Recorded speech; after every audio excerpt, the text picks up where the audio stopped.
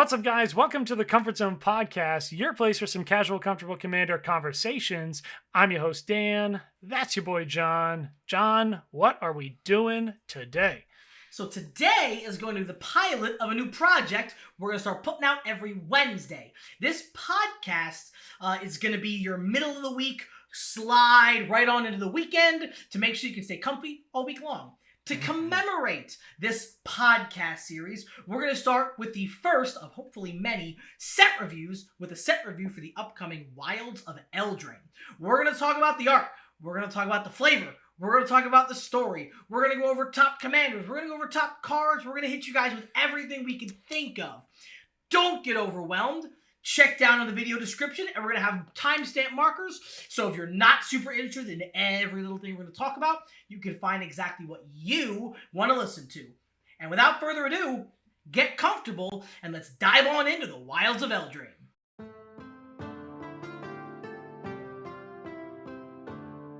Alright, so before we get into the cards, let's give this story some context. Danny, get us into it. All right, so I think that the best way to enjoy a Magic set is more or less holistically, which, cards, mechanics, the whole nine yards. But for me, I'm a big fan of the narrative. If you guys have been following along with the regular show, I've talked about it a few times before, reading the old books and so on and so forth. So these are still released as stories. And actually, I don't know if you noticed, but Magic released these stories on their official YouTube, I believe, in audio book version as a read along with the actual written works, which I think you can probably find on the Wizards website anyway if you prefer to actually read them. But that was really cool. So if you guys want to hear this story, go ahead and listen to it over there. That's where I got this story. But we're going to give you a general recap, really quick and dirty. No notes or script to follow off of. So forgive us if we don't capture everything. Go listen to the story if you want to hear more detail. So Wilds of Eldraine is going to focus on a new character as well as some other guys. Generally speaking, we have kind of two segments of the story going on with the Kenriths, and of course this is happening after the Phyrexian invasion, and then also a new character they're introducing named Kellen. So I'm going to talk a little bit about Kellen just to get you guys up to speed with what's going on with these cards and who matters. So Kellen is basically one of your Diary of a Wimpy Kid style characters, at least at the beginning of the story here. So he's in a quiet village where they have more sheep than people, and apparently he gets relatively bullied because of some mystery in his bloodline, which we later find out has to do with the fact that he's actually part Fae. So his father was someone in the Fae. We don't know at the beginning of the story. We just learned it from his mother. He was a human, I guess, somewhat practicing witch, but she never became like a full witch. So they're a little bit of an outcast family, and he's definitely an outcast character. So at one point, he actually gets some kind of mystical invitation to just go into the Fae forest through some fairy door, yada yada. And he decides to go ahead and go through because he's curious. He feels outcast. He wants to know more about his life, figure out things about his father, where he came from, so on and so forth.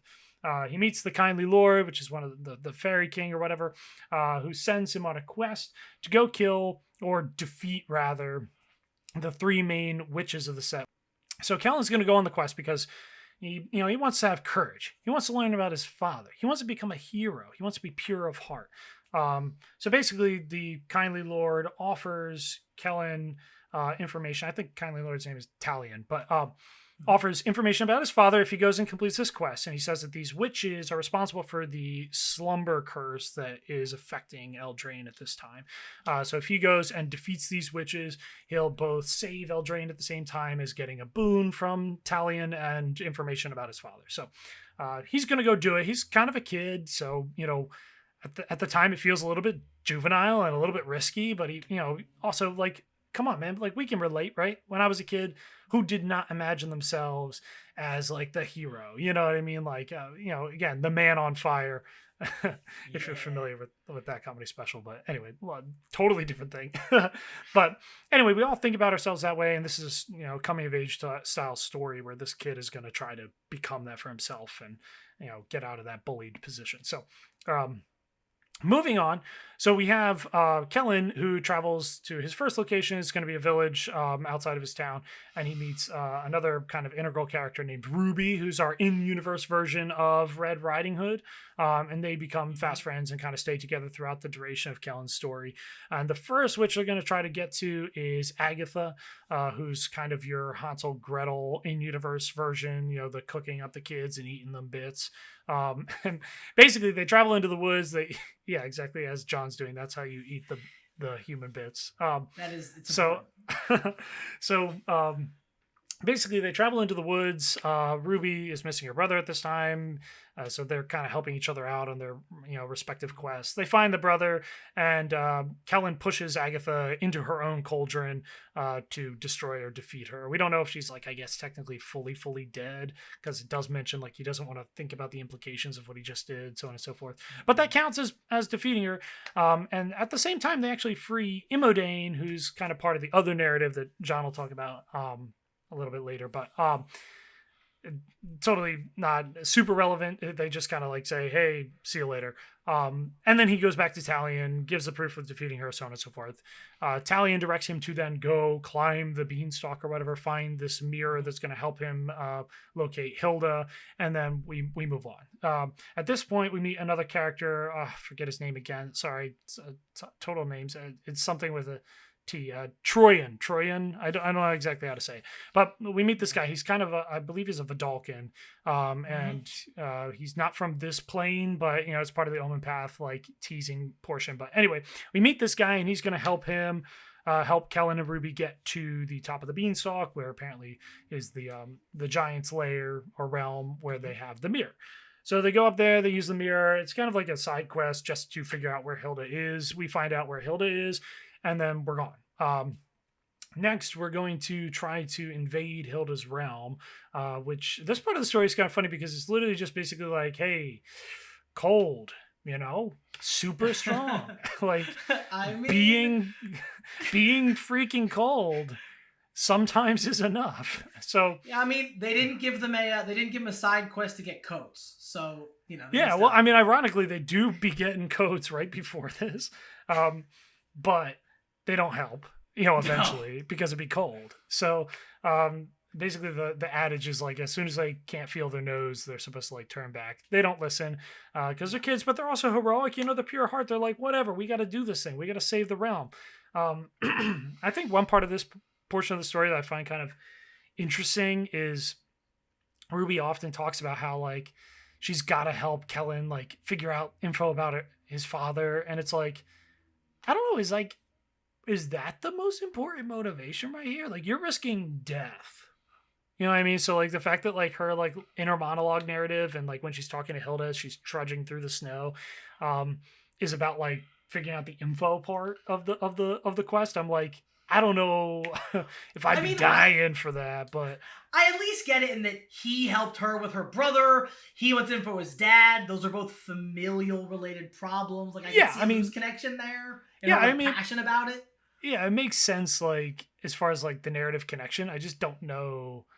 As a human, if I'd be risking that much biscuit for not even little crepe or whatever, but a biscuit for crepe, you know what I'm saying. Anyway, so long story short, they're trudging through. Eventually, they do run into these ice guards. It kind of reminded me of Frozen, the Disney movie with the big snowman style. Unfortunately, that's all I could picture when I was reading this part of the story. Not a sponsor, not affiliated. But anyway, they fight them, and Kellen ends up being able to summon forth this flamey blade from his little hilts, and then he defeats them, but he's totally out of energy, so he passes out. And then Ruby picks him up and just crawls along through the snow and gets him as far as he can. The whole time, Hilda is kind of speaking to Ruby through some witchy voice or whatever, magic. And she's why are you doing this? Turn back, you're going to die, blah, blah, blah. But she's so impressed by Ruby's determination and the valor that these kids have that she kind of has this full change of heart during this exchange. And right at Ruby's dying moment or whatever, Hilda reaches out and says dude, take my hand. And she takes both the kids in, nurses them back to health. And then they sit down, they have a conversation, and she's basically yo, I always wanted to be alone. I was never crazy like my sisters or whatever. So I came out here and made a storm because sociopathic stuff. You know what I mean? Like whatever, like loner jank. And then she's just like, you know what? Never mind. And she just pops the crown off and gives it over totally willingly and super quickly. And she's like, you know, I'm done being bad. And I guess she's probably off gardening somewhere now. Or whatever. But Talion counts that as defeating her, I guess, because they supply the crown and it's all hunky dory. At this point, we also learned that Talion apparently was part of the three witches casting the spell because they couldn't just do it on their own. They needed the help of the Fey Lord, and Talion didn't really tell Kellen about that per se. So Kellen's like, what the heck, man? How dare you gonna do that? You know, I thought you couldn't lie. And then Talion pulls a whole like, I didn't really lie. You know, Faye can't lie. I just didn't like unveil the whole truth. You know, total like, you know, cheater mentality kind of stuff. Yeah. You know, lying by omissions, but or omitting, or you know what I mean. Whatever, it doesn't matter. The point is, at this point, we learn that little tidbit, but you know, Kellen's like, yeah, you know what? We got to keep going because like at the end of the day, the mission is for a righteous goal. Like it's to stop the curse. So even if Talion's a little sus, we're not going to worry about it. So then we're moving on to the last of the Thrace witches, which is going to be Ariette. So Ruby and Kellen kind of arrive at the situation with Ariette relatively buried within the other part of this narrative. It's kind of interesting, but like Kellen and Ruby's story kind of takes like a sidebar at this point, and we go back to focusing more on the Kenriths. So instead of expanding here with how that kind of plays out, we're going to pass it over to John and hear about the other story going on in the background for the most part, and then how it all comes together with Will and Rowan Kenrith. All right, so in case you guys didn't look at any of the Aftermath cards, Will and Rowan's parents, which I'm sure some Commander pods are going to be thrilled about this, they're dead. They're gone. They died in the Phyrexian invasion. So there's definitely, there's a power vacuum left. Who's going to lead? Normally, the king, and there'd be a trial, or like a competition, or whatever they call it, and they would like be a king selected. Well, there isn't one. And somebody needs to be king, like, ASAP. So Will's like, I'll do it. And Rowan's like, I guess, okay. So Will's whole thing is peace. Let's talk it out. Let's hug. It's going to be great. This kind of comes to a head when he meets another character named Imodane. Imodane is leading, like, one of these clans, and she's got, like, a wooden arm and a fiery hammer. Super dope. And Will's like, let's talk. Let's have a casual conversation. And Rowan gets really, like, frustrated and angry, and just kind of blows off the top of a mountain. Yeah. So because of that, there is then the people see the two siblings not as a cohesive unit, and they also see that somebody in the royal family is against the king, which is a huge thing in this very Arthurian style like set of legend and rules and things. So they end up going back to the castle, and over some discussions and about what we should do and how we should do it, Rowan kind of leaves. She's like, I'm gonna go figure this out, because I can't just kind of sit here and have you tell me what to do, not do anything. Like this, we're going to save our people through action and through aggression. And Will's like, we should just hug it out. So she's like, all right, I'm out. She leaves, and through a series of events is led to Ariette and furthermore Ashiok, who, spoiler, Ashiok's back. You know, one of the like small number of planeswalkers that just didn't get talked about for a while. Personally, I was excited about this because I love Ashiok. I like the cards. I like her character. She seems like she's going to be more prevalent with the story moving forward, which is thrilling. So, Ariette and Ashiok are kind of like, hey, listen, there's a sleep curse, and everybody gets to be super happy, dream, fun time. They're also zombies, but we're not going to think about that. We're going to think about the super happy fun time that everybody used to have, and we get to control everybody, but don't worry about that because they're happy.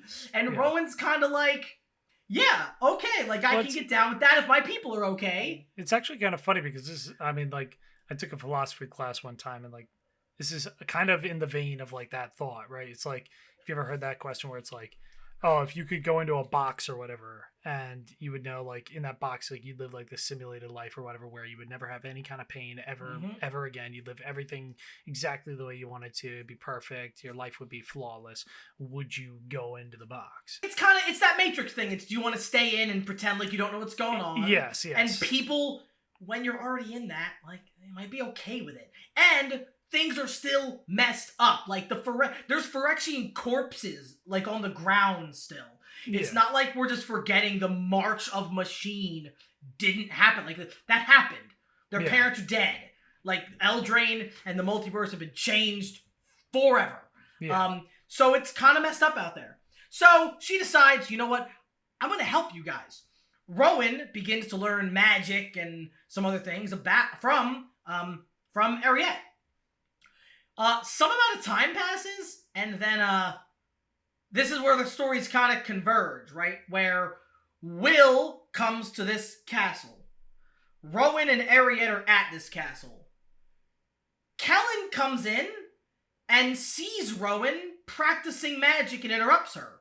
So all of a sudden you have those two stories, kind of all of a sudden you're like, well, she's helping the witch, and he's trying to kill the witch, and he wants his sister back, and the witch is kind of controlling her. And of course, a big old fight ensues. You have Will and his sister, both these like powerful mages, going at it. You have Ariette kind of interspersed in there, and then you have Kellen going up against Ashiok, which, big move, kid. Like, 10 minutes ago, we were talking about how there's more sheep in your village than people, which leads me to believe you were sparring against sheep more often than not, if you did any of it. So kind of a big step here, but the hero's the hero, right? It's kind of, again, with these legends. So this big fight ensues, and Will ends up hitting Ashiok? Yeah. So Will is like in this standoff type situation with Rowan. You know, they're like passing back remarks to one another about like, oh, who's doing the right thing, so on and so forth. And Will's like, yo, girl, you crazy. And then he's like channeling up like a frostbolt or some kind of like ice spear. And then it's like one of those classic situations where he like... he throws it, and Rowan dodges it, and she gives him that whole, you missed thing. And then he basically gives her like the, oh, did I? And Kellen, who'd been fighting Ashiok, somehow managed to get her to stay still, such that the ice spear hit Ashiok. And again, she's kind of the big part of this power struggle. And she dissipates into the shadowy nightmare. Yeah, the Ashiok land. Ashiok you know land. What I mean? Yeah, and then things kind of start to wrap up in the battle. I think Rowan... she gathers all of her energy and she puts like one more blast, but she doesn't actually target it at Will. She puts it down low to do kind of like a eject button, poof, and she like flies up in the sky or whatever. And then she's pieced out. To be honest, I don't really know if we get any more information on like where she goes, but basically she's out of there. She escaped. Without the help of Ashiok area, it doesn't really have enough power to kind of control the situation. So they just capture her and bring her to the royal jail or what have you. Right. Yep. Kellen, I think he separates with Ruby and just kind of lets her go back to town and be like a hero and like, you know, get all the glory from the townspeople and kind of live her passive like everyday life or whatever as like a newfound hero of the village. And he goes off to Talion or whatever, and Talion's all like, yo, you did the thing. What's up? Way to go. And then Kellen's like, you know what? I don't actually want what I came here for, you know, because I'm grown. He's like, I don't need that info from you, dog, because, you know, all along, you know who knows this information? It just hasn't chosen to tell him yet because it wasn't the right time. His mom, you know what I mean? So, like, he just decides to, like, go and, like, you know, let his mom tell him and tell him when she's ready, you know, which is like I think supposed to like, again, you know, embody the idea that like he's come of age, you know what I mean? Like it doesn't really matter like exactly like who his dad was per se, because he's now his own man kind of thing. He still wants to know, but he's like, you know what, mom, you tell me when you want to. So he goes back home. And of course his mom and stepdad are all like, yo, Kellen, oh my gosh, we love you. And then his mom's like, what happened? And he's like, you know what? I decided that you can just tell me when you want to or whatnot. And then she's like, yo, that's right now, bro. Like, you went Yeah. on a quest, boom. Like, so it all comes full circle. And she gives him like a cloak that has some stitching, whatever. I think it like has stitching that's related to like his dad or whatever in some kind of way. I don't really remember the details of the cloak. Go listen to the thing if you want to know. But she gives him that gift, and then she decides she's going to tell him. So she tells him his dad, spoiler alert, although you already saw that on the title card, but his dad is actually this guy named Oko, if you guys have heard of him. So Oko's a character, obviously, from the first Eldraine story, which apparently was a full novel. So I haven't read it. I would like to. I don't know a ton about Oko, except for the fact that he was an absolutely busted magic card in certain circulations, and that he still remains a lot more money than I wish he was. So I don't own one or utilize one, and that's a semi the extent of my knowledge. I know that he had some beef with Garuk, but I'm not really too sure. I know that he came from a different plane. He was a bit of a spicy guy, liked to play pranks, and it was a plane like ruled by the Fae, but he's like, nah, countercultural. But basically the mom is like, yo, me and Oko, nights off in the field, and Oko's like telling me about cool stuff and turning into birds and things. And I was like a girl, so I'm all like, yo, you want to turn into a bird like that? So, guys, write that down. That is really important. Turn into a bird every time. It's like, oh, you're gonna appear to me like a raccoon dog? Like you're gonna tell me about the leaves and stuff? So I don't know. Obviously they hit it off, and here comes Kellen. So she tells him all that, and he's like, yo, this is crazy, but like I still don't really know this guy, you know what I mean? Mm-hmm. And why hasn't he come to find me or like talk to me or whatever? And he wonders if maybe he has, you know what I mean? Like snuck into his life as like a lucid squirrel or some stuff like that. So, but anyway, long story short, then Kellen's dog be barking, and our story wraps up with basically he chases after the dog, and he finds this triangular kind of undulating portal, which we know is an omen path to other planes. So, and he's sitting there, he's all like, hey, is this my daddy-o calling me off to like finally meet me and stuff? And he's like, you know what, maybe. He's like, it's like a door, right? I can go through and just come right back, so no big deal. And he just goes for it. Yeah, baller. I think it's kind of crazy. This man is like, yes, he is a baller. I think that's like pretty much my ticket. So that's it. That's how the story kind of wraps up. And if you guys are interested again in the detail, Magic the Gathering, Wizards of the Coast released some audiobook versions of this. So go listen to them on your way to work, and you can get a more detailed recap. But long story short, with that being said, I think the story is very interesting. The characters are pretty cool. I know that we're going to be focusing on Kellen, or at least Kellen's going to be part of the story for quite some time. And he's interesting. You know what I mean? Like he's a little tropic right now, but I think that he has the makings of greatness, potentially. Oh yeah. Because he's got like this kind of spirit to him that is somewhat unique. It is just the like, pedal to the metal, full gas, no thoughts. He's just like, you know what? Of course, I'm gonna do it. And he's scared, but he's like, you know what? I'm gonna do it anyway because I'm Kellen. I'm the hero, baby.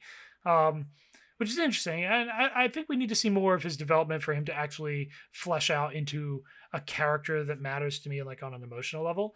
But the story is cool. The elements in it, the settings, so on and so forth, are the characters introduced. At least their dynamics are relatively intriguing. I really like the narrative, and I like how it expresses itself on the cards. What did you think? No, I like how the story, I mean, again, after March of the Machine, with so many Planeswalker losing their spark, Planeswalkers are no longer like the 100% focal point of every story. I like that as an idea. We'll see how it pans out, but I like that. So I like they said, here's a regular kid. He's not regular. His dad is Oko, who's a powerful Fae, who's also a Planeswalker. So he's not like regular, powerless lame-o, but it's kind of how he's presented. It's like, this is a child who just flips the coin and walks away before it hits the table. He goes, let's just go. Let's just do it. And I really like that. I like a lot of the side characters, as much as it's shorter stories and we're not getting a full novel. I like Troyan. I like Ruby. I like Yeah. all of these like extraneous characters who, even though they're only in part of the story and they're not the major highlight, I like that they feel like characters. Yeah. And I think it's going to be really neat in what I hope is going to be a continuing trend moving forward in the plane, going to other stories, getting these characters that maybe we know them, maybe we don't. We talked to Will and Rowan, we know them. They were in Strixhaven, they were in Eldraine, like we know these characters, but also Ruby, also Troyan. Like, so I hope we continue to get a mix of a small set of returning characters and also a small set of these new characters who, even only shown through like windows, are still given a lot of life. I think that was a really, really, really awesome thing that Wizards captured in doing that. And you know what else I really like? That I think it was done better this time around, in comparison to like War of the Spark Aftermath, if you will. Like, we have these giant narrative things, big bads, right? And then we defeat them. With War of the Spark, the way that I felt that everything worked out is like War of the Spark ended. And then, like, obviously, like at the time, like the buzz in the community was like, hey, we don't want more Infinity War, quote unquote, level stuff right now. So we did like some filler stuff, but it felt like the filler stuff was treated like it was like filler stuff, right? Like, we went to Eldraine, and like, yes, there was a story, and I guess I wrote a book apparently, but like, it didn't really feel like it lived in like the universe. It felt separated. They brought up Garuk, who we hadn't heard from in like 80 years, and then some new characters we had already never heard of. It was a new play, new characters. It was kind of out of nowhere. And, it was also a thing that I think was like, again, like on the R&D desk for a while to do one of these like sets around fairy tales, Brothers Grimm type situation. So I think it was just like hey, this is a good side project kind of thing. Again, they did develop a narrative. I'm not insulting. I loved original Eldraine. I just think that the way it was handled left Eldraine kind of like, unfortunately, like not given as much credit as it was worth. Original Throne of Eldraine was really cool. The story was awesome. The cards were cool. Like, everything was cool about it.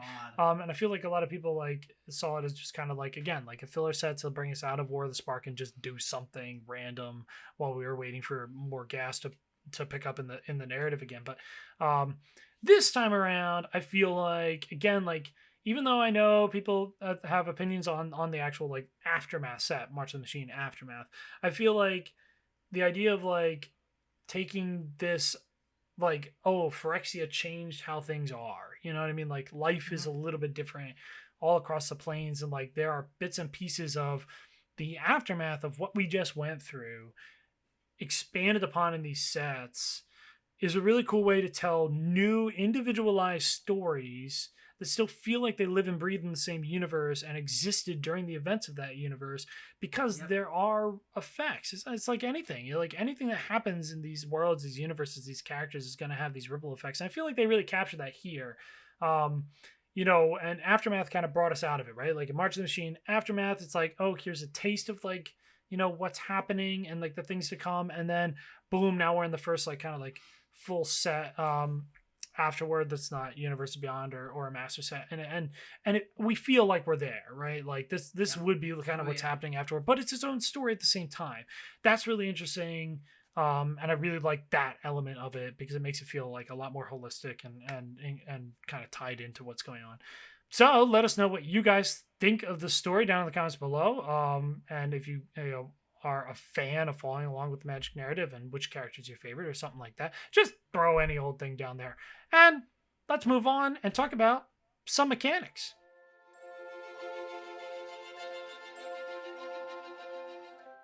As with most new sets, we do get some new mechanics in this one, and some of them are pretty spicy. So, John, tell us about them.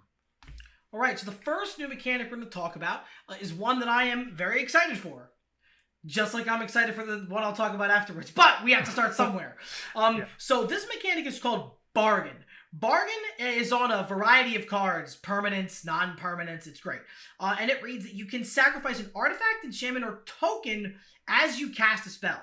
The card that we're going to just, highlight is Farsight Ritual. Farsight Ritual is 2 blue, and it allows you to look at the top 4 cards of your library. If the card was Bargain, you look at the top 8 cards of your library instead. Then you put 2 of those cards into your hand and the rest on the bottom of your library in a random order. So Bargain's whole shtick is that this is what the card does, but if you bargain it, if you give something up, you can get something in return. Flavor-wise, especially with Talion, the Kindly Lord, and Fae in general, their whole thing is they don't give information for free. They don't just answer your questions. If you want info, if you want something, a boon, if you want to know something, if you want to obtain a thing, you need to give them something in return. So the fact they intro this in a set with all these fairies and all of this like legend stuff, that is so cool. I think they took like what it is and the story of the set and they just sewed it together perfectly. I think that is a phenomenal ability.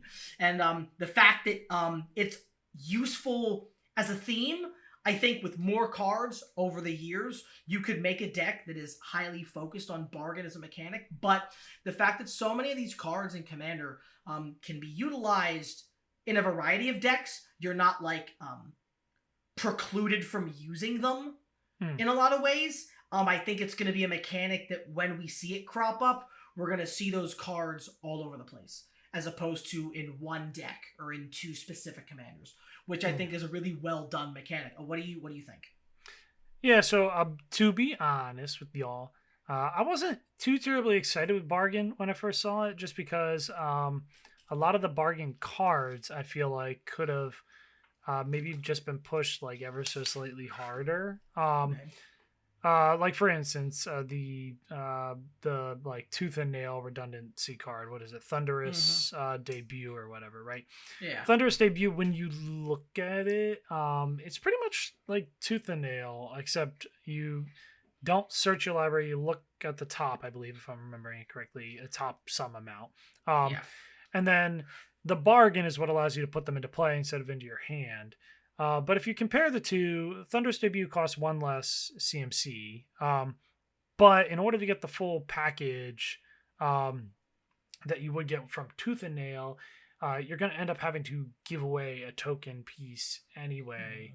And you get to look through less of the cards to find your pieces. So it's like, I feel like, just like that example for me, like I read that card and I'm like, oh, Bargain, really interesting. And then I'm like, oh, that's not really that great as far as like being pushed. Now again, there are sacrifice synergies that you could work through that might like get you ancillary benefit from the fact that you did do a bargain. So that's kind of interesting. I do like Farsight Ritual here. It reminds me of that card from one of the Innistradian sets. I don't remember what it is. You guys probably know. Let me know down in the comments. It is very similar. It's like the 2 and 2 blue, and you look at the top whatever cards where I think it's like the amount of mana you spent to cast it, and it has flashback. So like at first it looks through 4 cards and puts 2 into your hand or whatever, and then I think it looks through 7 or something the next time. Or again, you could compare this to like a dig through the time delve or whatnot. Yeah. Delve, yeah. So similar on the power level. Again, different synergies provide ancillary benefits. So it's not that I think that the cards are bad. I just kind of was expecting it to be more like a like deal with the devil, kind of like, ooh, I'm going to give you this and I'm going to get a slapping benefit. Now, granted, obviously I couldn't push it too much because it's not hard to fulfill bargains anymore. I mean, Magic has taken this giant turn, at least in Commander games, of course, to having so much token relevance just through the introduction of all these aux tokens, foods and blood and treasures, and now, enchantment tokens, which we'll get to in 5 seconds. But long story short, I'd be excited to see a little bit more of this ability, maybe on something a little cracked. Not that we need cards that are absolutely busted, but something that like makes the bargain feel a little bit more rewarding. I know the tutor one is pretty interesting, but it's less crazy in our format. Singleton, it ends up functioning slightly like a tutor, would function, but yeah, I mean, it's okay. I don't hate it or nothing. It definitely has a lot of cool implications. I don't absolutely desperately love like the cards that ended up getting printed with the keyword. But like I hinted at, what is our next mechanic that gets us those enchantment tokens? So the next mechanic, or I guess say like the thing that we can do now, which we could not do before. Yeah. They've hit us with creature tokens. They hit us with a bunch of artifact tokens, and then a bunch of other artifact tokens, and then even more artifact tokens. So now they got tired of that, and we get into role tokens, which are enchantment aura tokens, which I 100%, I will be honest with every single one of you, confused me. I read these cards and I'm like, it gets a role token. Like, are we in a show? Like, do we have parts? Which, upon seeing the Fuel set review, they released my favorite role token card, Gilwain, the casting director. So it was kind of neat that I was like, what are we gonna play? Oh, some of us are. Some of us are gonna play. So Gilwain is a legendary creature who's in one of the Commander precons. Hey. Check out our video when we post that. Yes, sir. Whenever Gilwain or another non-token creature enters the battlefield under your control, you choose one. You make a royal role token attached to that creature, a sorcerer role token attached to that creature, or a monster role token attached to that creature. The role tokens are exactly that. They are they're enchantments that are tokens.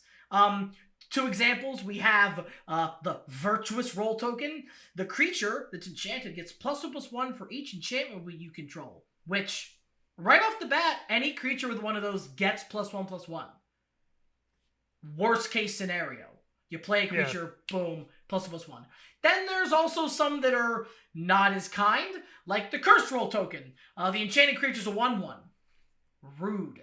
Very, very rude. Yeah, I mean, I have a lot to say about role tokens. Not gonna lie. Now, granted, there is a card I want to talk about a little later on in a different section that will expand on some of my thoughts here. But I mean, guys, we've seen the trend now, right? Like, treasure tokens busted stuff open, right? Absolutely insane. Mm-hmm. Now, granted, obviously, they're these mana positive, like, no downside guys, no investment really. They're just incredible, but.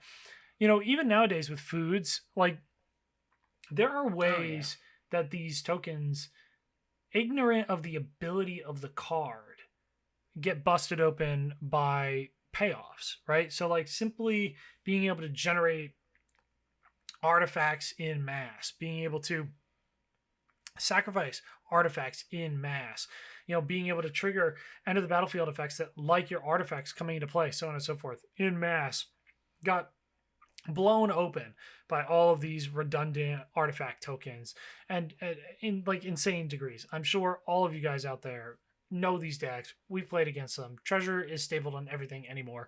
But, with Lord of the Rings and everything, food is not too far behind. Yeah, we have food again here. Like, there's a lot of ways to generate food tokens. And yes, food tokens, sacking them for the 3 life, it's not gonna like make or break the game usually. However, just having those easy to get low impact tokens that create you an on-land permanent, they create you an artifact, they can be sacrificed, they can count towards any quantitative assessments by your card, so on and so forth, has been incredibly powerful.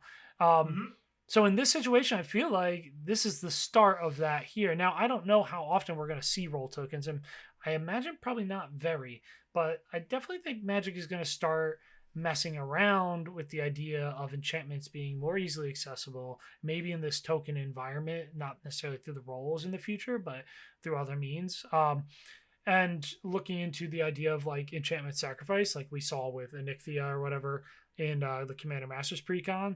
So we kind of end up like seeing the spawn, the origin of what eventually is probably going to be very similar, very reflective of when we started getting this boon of artifact tokens. I feel like we're going to see a lot of that with enchantments, especially with the implication of some of these roles, like Gilwain here. Absolutely insane.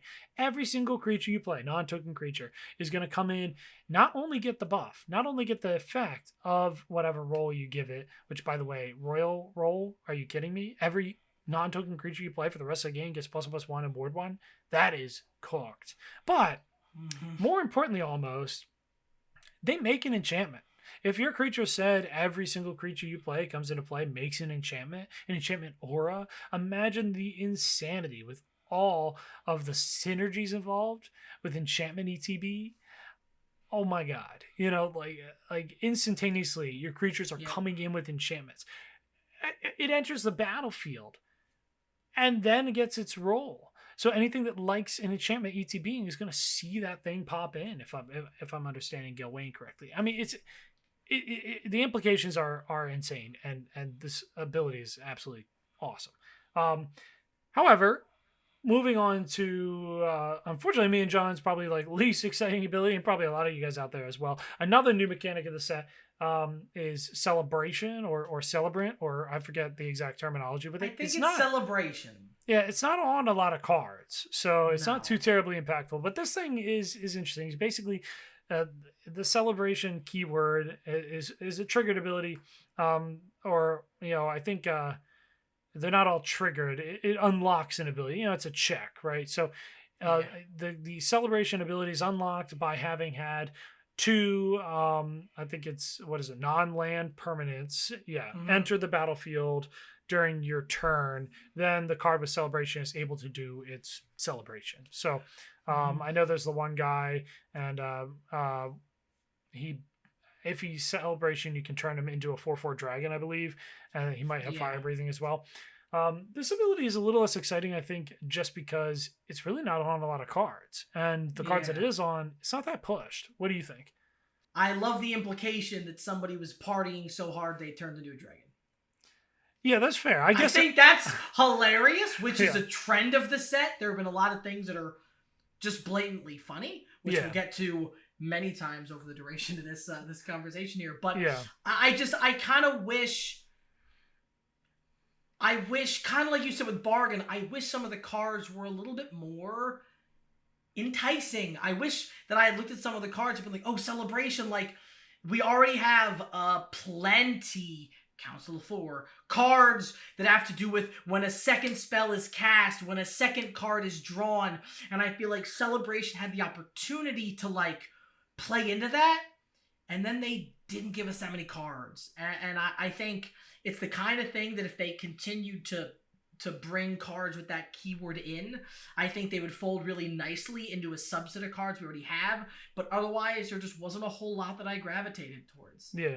I think I might have liked Celebration a little bit more if overall, like, they stapled some kind of consistency to it that made it feel more like thematical. Like, when I think of it, like, I think it'd be cool to have the Celebration ability like make a token or two or something like that, you know what I mean? And because then it's like, oh, you're bringing in more people to the party, you know what I mean? It's like making creatures or getting food tokens because you're eating and drinking while you're partying, like what do we something that like kind of made the ability more consistent, so that it was tied together thematically. Now I know that like that puts the cards into more of like a shoot, it's like less variability, which usually Commander, we love variability, but I think that in this particular situation, because it's been keyworded and it just feels like it randomly appears on cards and doesn't really do anything too impactful, it ends up being a little lackluster.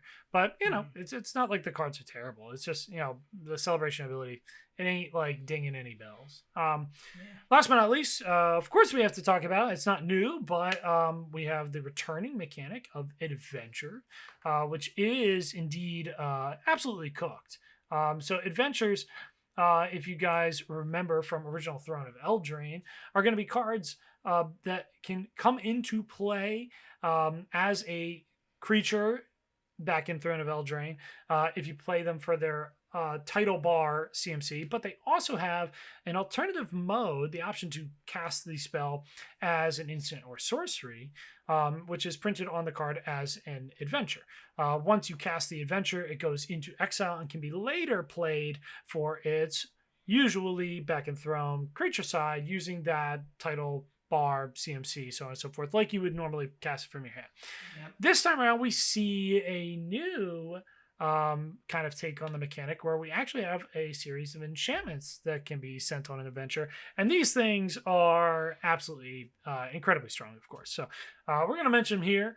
Of course, later on when we get into the best cards, so on and so forth, of course these could be there, but we're glazing over them as part of the mechanic here because they're all great. pepper these into anything. Oh, They're yeah. they're really awesome, but they're the virtues. So John, why don't you tell us about one of the virtues? So we picked to highlight here, I guess, kind of our combined, like, one we both wanted to mention, which is Virtue of Strength. Virtue of Strength, right off the rip, is a 5 and 2 green enchantment that says if you tap a basic land for mana, it produces not 1, not 2, but 3 times as much of that mana instead. Now, we all know Nixplamation. This card is extremely playable. It's an enchantment that triples your mana. Not doubles, but triples. It has the added benefit of stapled on as the adventure. It is a 1 mana sorcery. Return target creature or land card from your graveyard to your hand. So you get an immediate benefit of an early game spell or late game, regardless it's some small version of green recursion, that later can be played as an absolute mana bomb. And they all hit like that. Every single one of these virtues punches very similarly. You get a really nice early game response. A lot of those effects are still useful mid to late game. And once you pop the enchantment into play, you're seeing a ton of value off of it.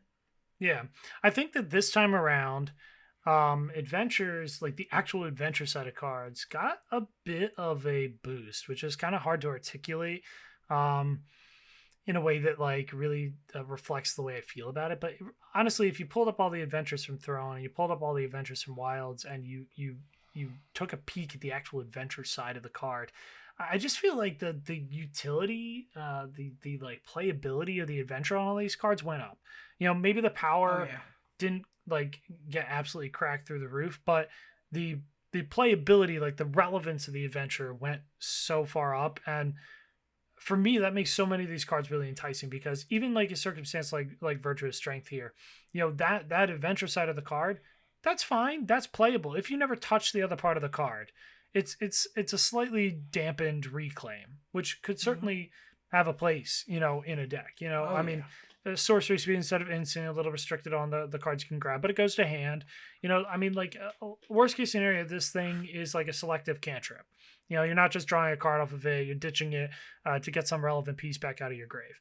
But a lot of them are like that. You know what I mean? I believe the blue one, the adventure side of it, the blue virtue rather, is like one of the blue to copy a triggered ability. I mean, the implications of these things are really wild. And I mean, even like some of the commons and uncommons this time around that have the adventure. There's the one mouse who's basically like a Savannah Lion back in the old days, the 1 white for the 2/1, who also comes with a relevant adventure. I mean, think about the implications of that. I don't remember the what the adventure does this time, but it barely matters. Imagine that. Back in the day, Savannah Lion, still a relevant card, you know, in certain play groups and power levels, but like that card was cracked. And now we have it reprinted at like, I think that card's uncommon, the cheeky mouse or whatever. I think so. And it has the added benefit of just having a spell stapled on, an instant or sorcery stapled on. I mean, it's wild. Like I think these cards are really, really good, and you know the versatility is hard to match. You know, dual face cards have always been super awesome for versatility. But what other dual faces lack is you don't really have to make a choice here. You make a choice on your original cast, but if you go for that adventure, you get the other part of the card still. As a late game bomb, you get 2 cards in 1 card. In Commander, dude, that's crazy. We're restricted to the... You get to do more. You get to play the 101, 102, 103 card. We all remember how powerful that was from using, you know, old school double face, you know, like the horizontal dudes. Like, you're basically getting yourself an extra card, you know, without ruining your curve. I mean, it's awesome. These cards are crazy. Really, really good. But those are the mechanics here in Wilds of Eldraine, and a lot of them are really, really spicy. So, of course, let us know what you guys think. What's your favorite mechanic? And what's a card that you are terrified to see in your playgroup?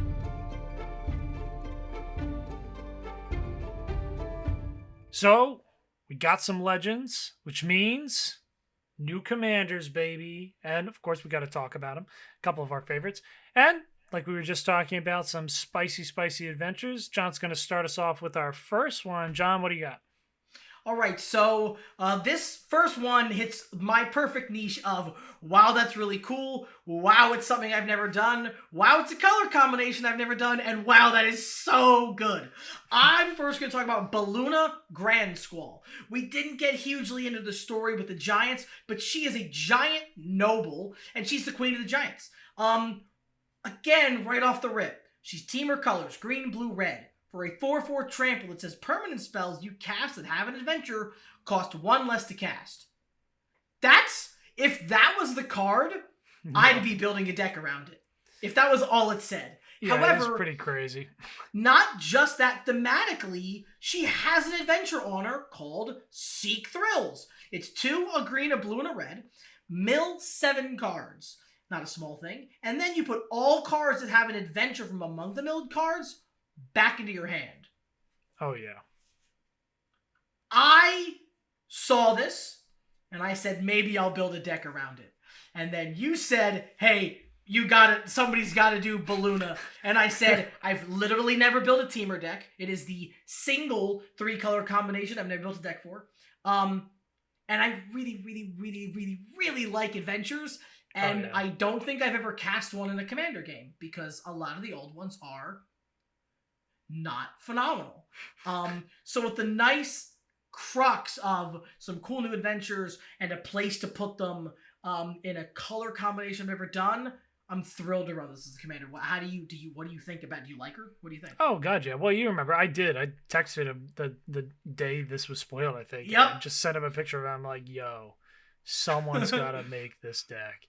Because Baluna is so cool. I mean, first of all, I don't know if we probably did, but I just can't remember if we got Adventures on Legends in the last Throne of Eldraine. If we did, they weren't good enough to spark my interest. But like Adventures in the Command Zone, that's cool. Like that's step number 1. I really want to see that.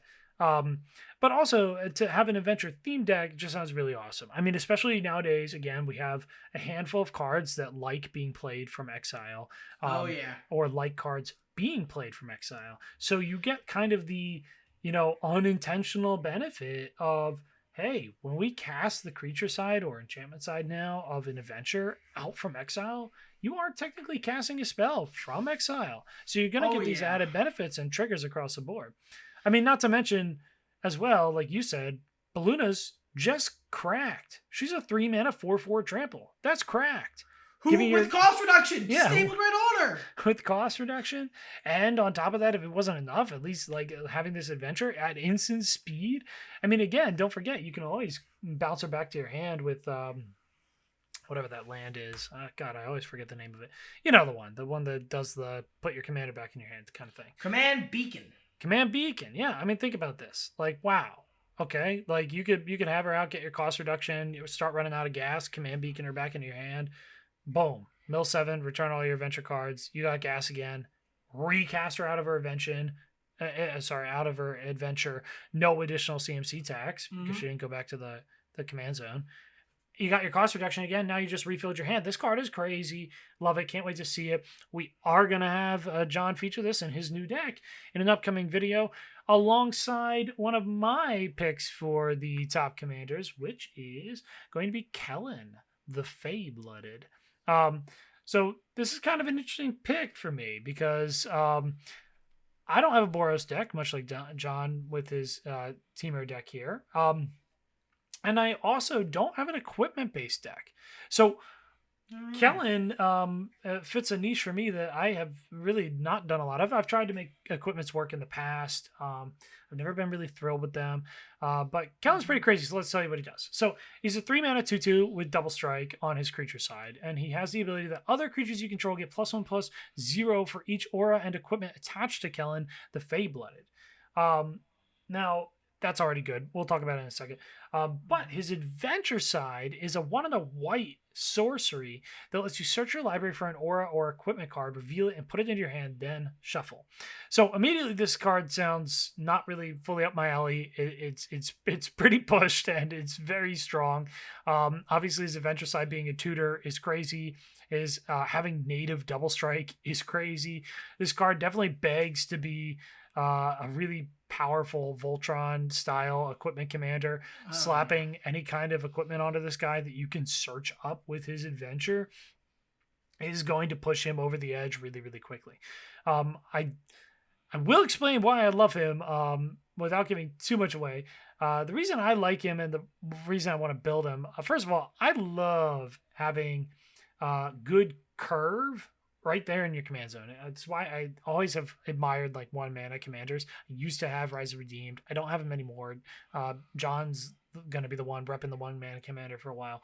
However, this gives you a guaranteed turn 2 and turn 3 play every game that you rip it out. Being able to turn 2 tutor, turn 3 Kellen is a beautiful piece of mana curve fixing that just feels so nice. That's one reason I really like it. The second reason is because I don't really plan to build it in the Voltron-y way. I see this path here with his probably quote unquote least relevant ability, being that it gives other creatures you control +1/+0 for each aura and equipment attached to Kellen, as the path I kind of want to focus on. So I like the idea of equipping Kellen with effects like Anduril from Lord of the Rings, or what's that other card's name right now? I don't remember. The one that makes the angel. Sword of the Valkyrie or something? Yeah, something like that. So cards that basically on declaration of attack are going to generate me some tokens. Tapped and attacking is my general idea. Think like the Parhelion kind of effects. So if I can load Kellen up with some of those effects, go to combat, make a board, tapped and attacking that comes in with that spicy buff, that's pretty awesome. And a lot of those equipments don't really give a native buff too much to Kellen himself, so I don't have to worry so much about it popping off as a Voltron style commander. I don't really want to go for that commander damage. I want to do Boros wide board and use that tutor ability on him to get some pieces for a more niche idea. And that's the reason I like is the tutor for me in this situation lets me go for a concept that maybe doesn't have enough support, but the tutor's going to allow it to be more consistent. So Kellen kind of makes a concept that I've thought of in the past a lot more realistic to achieve, and that really excites me. What do you think? Yeah, no, I mean, as you know, I've also always loved equipment decks and was not happy with mine until I got my 1 mana commander in the equipment deck. So having the curve be right in a Boros deck, we could go on forever about how we wish we had more of so many things in the Boros colors, but that is for another episode. But I like the consistent curve, and I like that he doesn't just lend himself to a Voltron style. I think it's going to be really cool to see, like your idea, if other people have other ways of kind of wide board Boros using him with those equipments. I think that's going to be really cool. Yeah, I think that'll be fun. But moving on, why don't you tell us about the next pick here? So this pick is a little silly, mostly because I don't know how I would build this commander. If any of you do, email us. I want to see the list. But this card, I saw it, and I fell out of my chair. The last Eldraine set had Sir Kara and Sir Conrad. We've seen them. And we had a red one. We had a black one for all the colors. They printed a colorless one, who is a legendary artifact creature food knight named Sir Ginger the Meal Ender. Yeah. That should be all you need to know. But I'll tell you what the rest of the card does. He is a 2-mana 3/1. 2 colorless. He has trample, hexproof, and haste as long as an opponent controls a planeswalker. Now, I know that you don't always see planeswalkers in your commander games, but I'd say you see them sometimes, and that makes him a 2-mana 3/1 hexproof haste trample. Yeah, that's pretty cool. Also has the ability, whenever another artifact you control is put into a graveyard from the battlefield, put a +1/+1 counter on Sir Ginger and scry 1. So all those artifact sacrifice synergies we were going over before. ditch your treasures. Oh, I'm going to ditch it for a mana. And I'm going to scry. And I'm going to +1/+1. Don't get me started on how I think clues are going to hit this man. Don't get me started. Yeah. He has another line of text. Tap 2 mana and tap him to sacrifice him. You gain life equal to his power. Oh, yeah. So you got, comes in, if there's planeswalkers, easy to hit with him. You can pump him with the numerous artifact and sacrifice synergies. And if you're really desperate, he's 2 mana. You sack him to gain a ton of life. He's only 4 mana to put back into play from the command zone. I don't know how I would build that deck, but I just thought that was just so much intrigue stapled onto a colorless commander. I had to talk about it. Yeah, this dude is absolutely crazy. I also have no idea how I would go about building it. Honestly, the reason I think it sits here in the commander slot is just because, I mean, come on. This thing is an R&D like hit. Nice job, Wizards. This thing is hilarious. The callback to the OG set is super cool. But like the flavor, man. Surginger, the meal ender. I mean, that's just dope. He's honestly, a dessert. Meals end. I know. End with dessert. That's what I'm saying. It's incredible.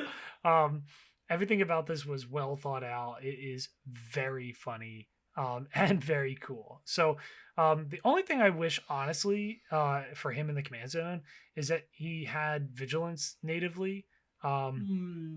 And I know that sounds weird, but I wish like that play where you get to cast him for 2, hexproof, haste, 3/1, trample, that like he could go to combat and then still be able to do the sacrifice to gain the life depending on the circumstance. That would be interesting to me. And he's like, he's a knight. So like I don't think it would have been too far off to staple that onto him. Although again, I understand he's very strong as is in certain circumstances. Honestly, I probably think this card is relatively better suited in the 99 in a lot of ways. That ability there whenever another artifact you control is put into a graveyard from the battlefield, +1 counter scry 1. That's kind of like really where the juice lies. We talked about John mentioned, but like treasures, like and clues and such, but really treasures because no cost investment. How crazy is that? If all your treasures also scried you a card, I mean the +1 counter, whatever. Like later, maybe you can sack it, get a boon of life or whatever. But scrying 1 on each of your treasure sacks is pretty crazy. There are a lot of decks that can make use of this, but we want to see somebody make use of this thing in the command zone. So please, for the love of Jace Bellerin or whatever magic deity you want, make this deck for us. Make us happy.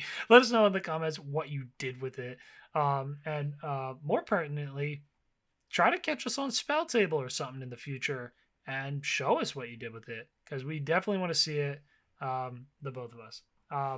Anyway, moving on to the next pick here, we are going to talk about Troyan, the Gutsy Explorer. So I pitched this pick here. I know, Simic, it gets a lot of bad rap, in Commander as being like more or less the easy mode color. And Troyan is like easy mode Simic Commander dot magic card. So I get it. But I really like Troyan, like as a character in the story. He was very sassy. He's very interesting. It's not really like a role I stereotypically imagine of a Dalkin in, just based on other portions of the lore and narrative. So I really like his character.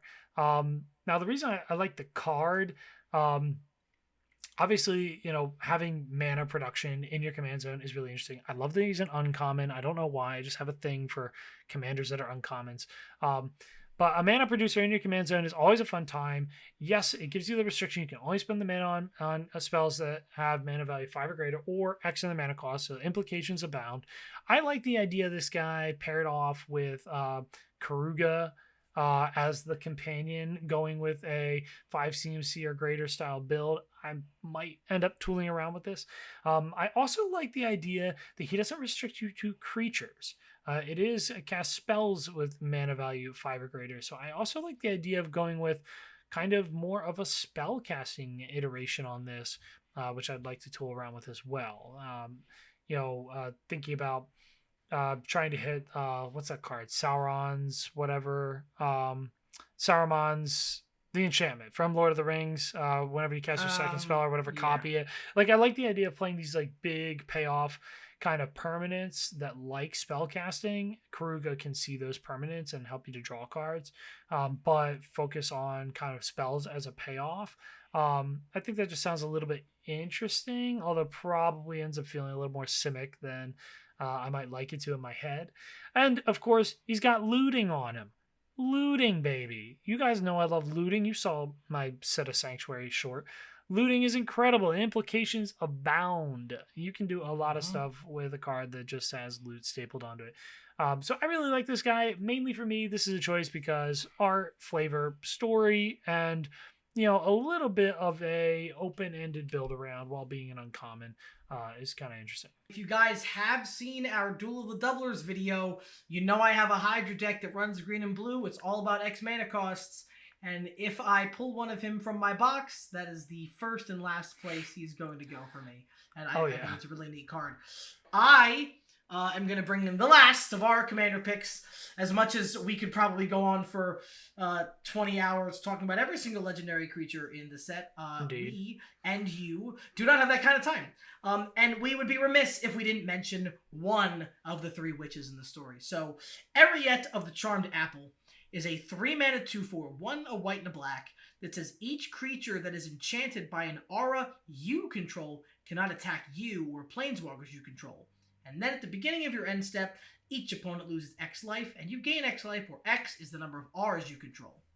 So, there's a ton of things attached to that kind of not that crazy, like, long text box. Any card in Commander that says all your opponents do something and you do something in return for that, Exsanguinate, is strong. But the fact that Commander, especially for us here in the comfort zone, is a group thing, eventually, and is a political thing. The idea that cards that prompt choices and decisions. I mean, one of these days I'd love to show my Go deck off. And it's a very similar feel, but it's even better. That you can enchant your opponent's creatures and they can't attack you. Not, they have to attack and have to attack somebody else. Like they are not allowed to attack you. So the political implications of, I don't know, playing any enchantment in white that, what is the one, Angelic Destiny, that makes your creature like a 4/4 flying vigilance lifelink or some nonsense? Gives it +4/+4. +4/+4. Yeah. So like you slap that onto your opponent's, I don't know, 1/1 squirrel. I don't care. Literally any creature. And all of a sudden it's a 5/5 like Angel of Doom that can't attack you.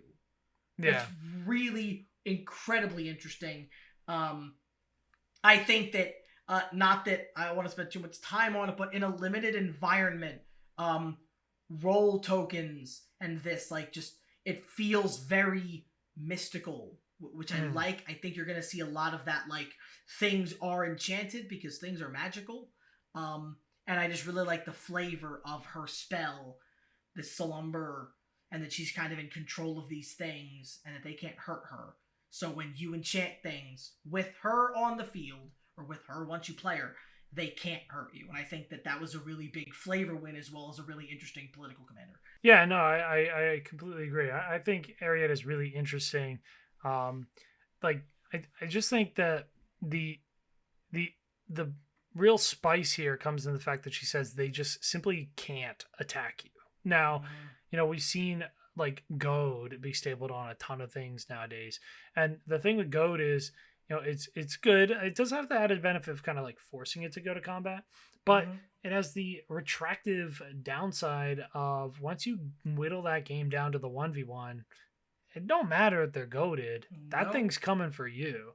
But Ariette, you can make an absolute bestial baddie. Like you could slap 10 auras onto something, have that thing run train on all of your opponents, and then it whittles down to you and them, and that thing still cannot attack you, period. As long as Ariette's still on the field. So obviously, like, Ariette needs some massive protection here. But that's not too hard to achieve anymore in Commander. Especially not in an aura deck. You're already running a bunch of auras. Run some to protect her. You don't need to really interact with her elsewise, so Shroud is fine. You can get her with the old Lightning Grease. She doesn't need other things on her. It's totally fine. But, I think that the politics of it all is what makes it really fun. Like you said, like there's a card, an old card that it's a 1-mana enchantment. It doesn't grant lifelink. It grants a specifically worded ability, which is that when the creature deals damage or whatever, you gain that much life. But because it's the text of the enchantment, it doesn't link it to the creature necessarily as the source. So the enchantment has it that when the creature is dealing damage, you, the enchantment's controller, is going to gain that much life. So for 1 white mana, being able to put that bad boy on, I don't know, your Ulamog Ceaseless Hunger. All of a sudden, if you go to combat with that, you have to take it to somebody else. I'm going to gain all that life off of that combat, and that thing can never attack me. I mean, that's incredible. I mean, you win that game, bar none if they don't do anything. You know what I mean? Yep. They have to stop. They have to do something. This card is a game ender, absolutely insane. But what is your favorite commander from the next set, and what are you excited to play? And of course, check out our game of Kellen versus Baluna once we get that up and running in a few weeks.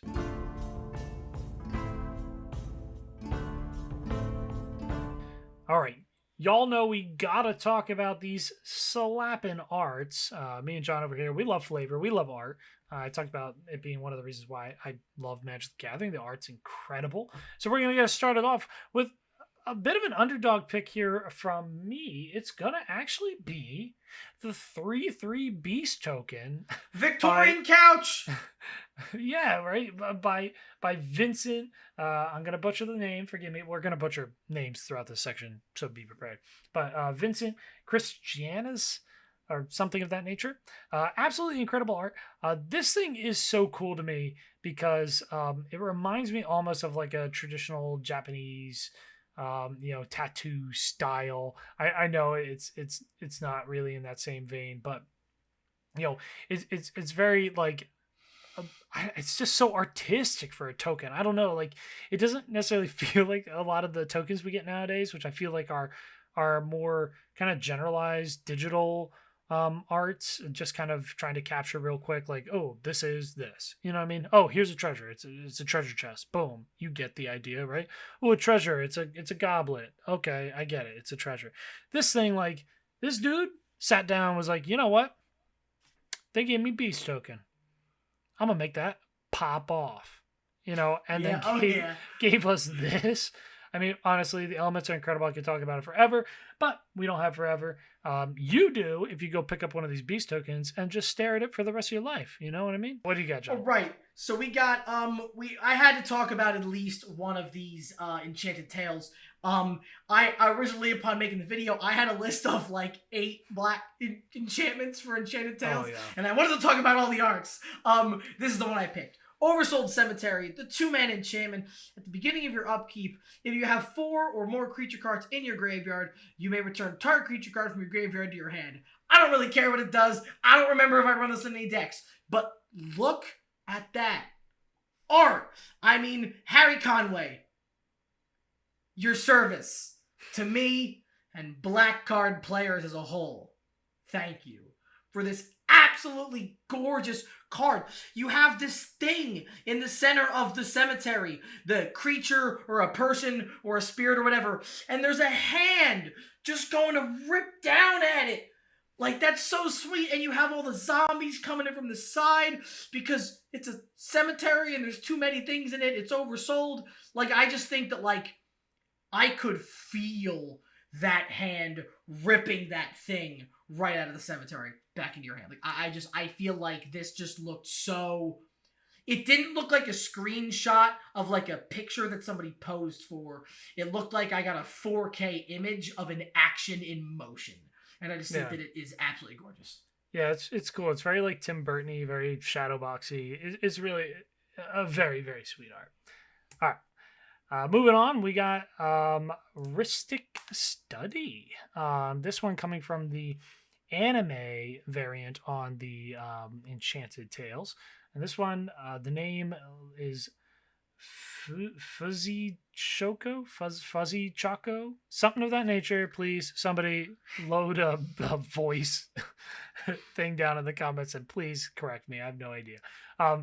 So I picked this one. The anime arts were pretty cool. Some of them I don't really care for, but a lot of them are really, really pretty, and I definitely want to see them in that confetti foil treatment. But I really like this one. The scales and like the underwater elements, the coral reefs. I really like the various like artifacts and tomes. You know, you got the crown, the swords, candelabra, so on and so forth. It just feels really cool. And as far as like an anime setting and stylistically, the hair, it kind of like this feels like what I would want out of an anime art, and it's really, really beautiful.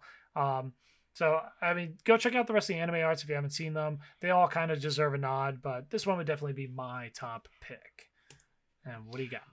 Right, so I have a favor to ask of Elena Danner, the artist of the next card. Explain to me how you made something that is probably really, really, really, really terrifying, really cute. The alternate art, the alternate like adventure art, they did them for more cards, I think, in the original Eldraine set, but they still did a couple in this one. And Bramble Familiar, that raccoon, it looks so cute. I could pet it, and I would probably get all scratched up by the bramble. And it just looks so peaceful, and it looks like it wants to help, and it's gonna add mana for me, which I really appreciate. And its spells called Fetch Quest, and like the raccoons are kind of dog-like in a lot of ways, like Tanuki style. And I just like it's so cute. And if I saw it in the woods, I would try and touch it, and I would get hurt. And I just think that it was a really, really nice mix of like the Wilds of Eldraine. Like, I don't really know what that creature's intentions are. Like, I know that's a weird thing to say, but like, I'm not 100% on it, but it's cute and I want to touch it. And I just think that was really, really nice way to work what to me is a very core part of the set, is the mystical what is happening in a lot of scenes, into a really, really, a card that I really like in general. And I think the art is just really good. So I appreciate the hard work that went into that. It's really cool. Yeah, that's a sweet one. All right, next up here, we got another pick from me. This is probably, like, I don't want to say it, but maybe my favorite art in the set. And it's an absolute weirdo. This is Gumdrop Poisoner in the Showcase treatment, where Alan Williams made the like absolute verbose, incredible, applaud-worthy decision to make this thing an absolute freak. I mean, the decision to amalgamize the arm into a candy cane hook, and just have her, lean back, just polka dot style, just like splashing these sprinkles of death at you. I mean, like the treatment of the face and the eyes, this kind of like amorphic, hair, which looks like this melted candy cane. I mean, I don't know, it, like, in terms of like classical art, like the actual artistry in this thing is so awesome to me. And then the fact that the subject matter is so wackadoodle is just fire. Oh my god, like my favorite types of art moves are these big bold things where it's like, you know what, that arm, we're candy caning that, it's happening, and I love it. Thank you so much. This art is incredible. I literally can't get enough of it. I want 7 of them in foil, for no reason. I'm just gonna hang them up everywhere and leave them in my wall and stuff. All right. Yeah, I mean, there's always a nice thing when you see like what is obvious artistic talent to make something obviously strange, which is really nice to exactly see. My last pick for art is actually one that it's done by Piotr Dura, and I'm not highlighting this card because I think it has my favorite art from the set as far as what it looks like. I do like what it looks like, but that's not why I want you guys to take a look at it. This is Virtue of Courage. That is a giant circle, Colosseum-esque, trial-esque, what might be at the bottom of a volcano, very not sure bridge. I think that what they're depicting in this art captures what the title of this card is better than possibly any other card in the set, but definitely any of the other virtues. I think that there is no way that that character is attempting what they're about to attempt without every drop of courage they have ever mustered in their entire gathering of magic. I just don't I don't think that you could have captured the emotive emphasis that you need from a card like this any better. Yeah, no, I actually agree with this one a lot. I like this art. I just have to step in and say that because it's the capturing of the feeling, like you said, right? It's even that use of that kind of like I don't know what you would call the perspective use, but like the way the perspective kind of fans out and does like kind of a fisheye, it gives you that like overwhelming scale kind of idea, and it feels like you're that person looking out on this field of fire and death and being like, am I going to take the first step onto this bridge? And I think of all the virtues, this one embodies courage like none of the others embody their given virtue. So I completely agree with this pick. Awesome.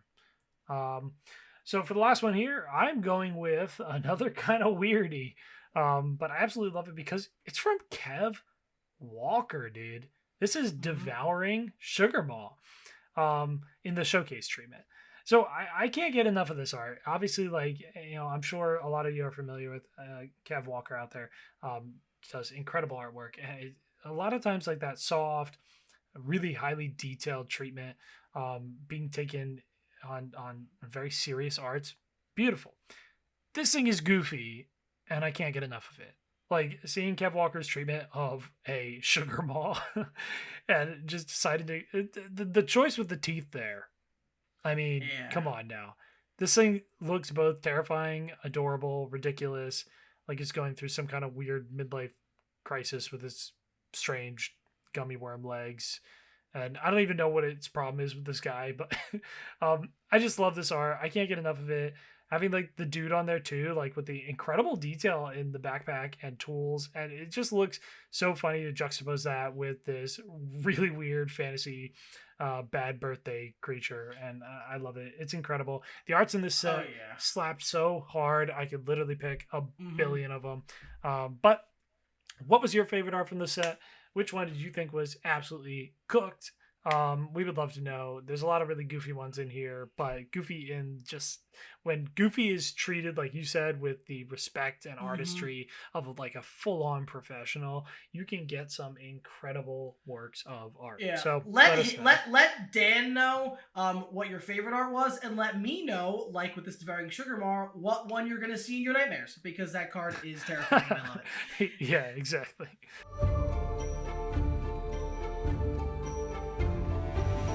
All right, so now that we've gone over our visual flavor, let's get into some flavor text. Not as many cards as I like seem to have flavor text because we're cramming a ton of the text boxes, but I think there are a couple cards in this set that they really just like captured the moments of the story.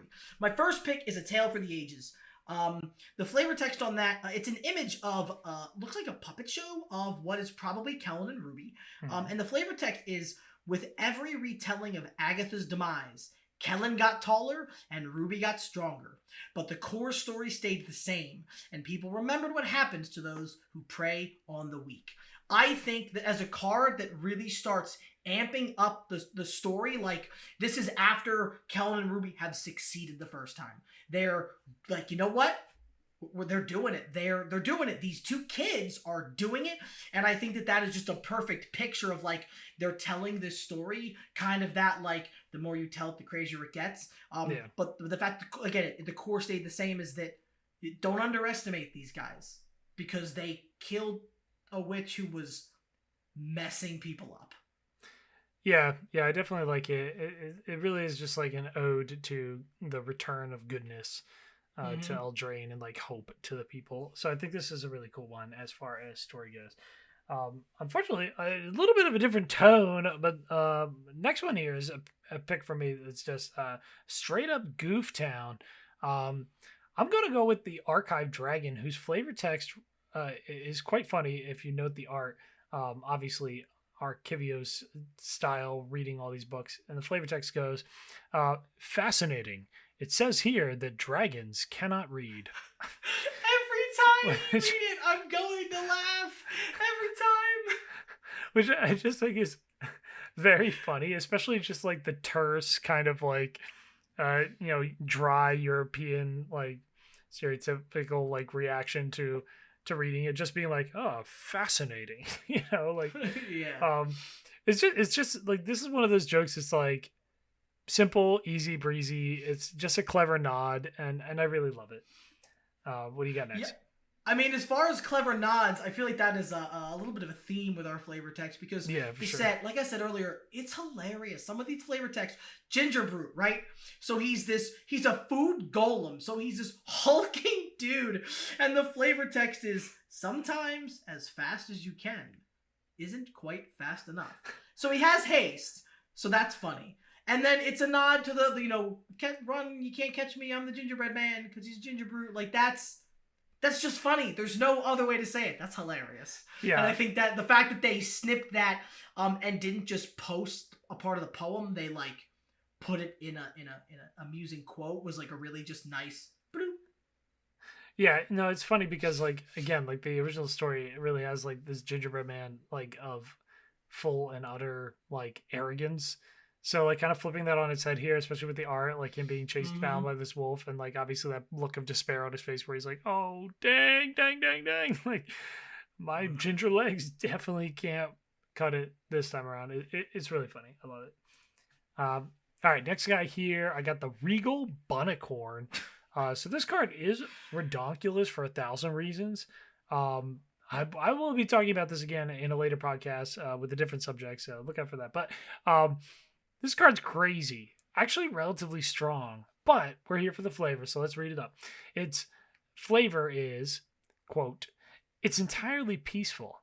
As long as you don't try to pet it, pen it, take its food, take its hide, sit on its grass, or dress it up in any colorful garb for human holidays. Unquote. Which I just think is hilarious because they took this entire card and were like, yo, do you want to make a meme? And everyone was like, oh, absolutely. Meme that up. Meme me up, Scotty. But it's too funny. Like I just like, again, going for that like redundancy in the pet it, pen it, take its food, take its hide, sit on its grass, dress it up. Really beautiful. And like the nod to like taking animals in IRL and putting on the little tutus and stuff for their birthdays or whatever. It's kind of also like a little bit of a cheeky poke fun at that end of social media and whatnot, which I also think is really funny. Yeah. All right, so as much as we'd love to talk about flavor text for approximately 10 hours, the finishing card is going to be about Johan, who, let me tell you, I listened to his story recap, and I have no idea who this guy is. Yeah, don't know who However, at first, Johan was annoyed that the library had decided to reorganize itself. But he had to admit that storing the cookbook in the cauldron made a certain kind of sense. It just is funny to me imagine this character being like, where's this thing? I can't find these things. I don't know where any of the books are. And then he looks in a cauldron and he goes, the cookbook. I don't know where else I would have looked for this. And I just think it almost gives him like a, I can't argue with it. Yeah. And I like that a lot. I like it a lot. I mean, honestly, I could kind of go off on this in like a weird philosophical sense, which I won't, but this is definitely who I am and what I would do. But like, it's funny to me too, because this kind of nods at like the ridiculum of believing that the human way is like the way, like our Dewey Decimal organizational system for our, bibliotecas. And then, this is just like, oh, if a library itself got animated, how would it sort its own books? And I imagine this like animated library being like, the cookbooks, what do we do with these? To the cauldron, because cooking. And it's like, that does make a certain kind of sense. A little bit more maybe than the Dewey Decimal System. Oh, yeah. But anyway, too funny. What do you guys think about Flava Flav? What brought you to Flavor Town this time around? Yeah. Do you want to see more flavor text? I do. Come I on, man. do.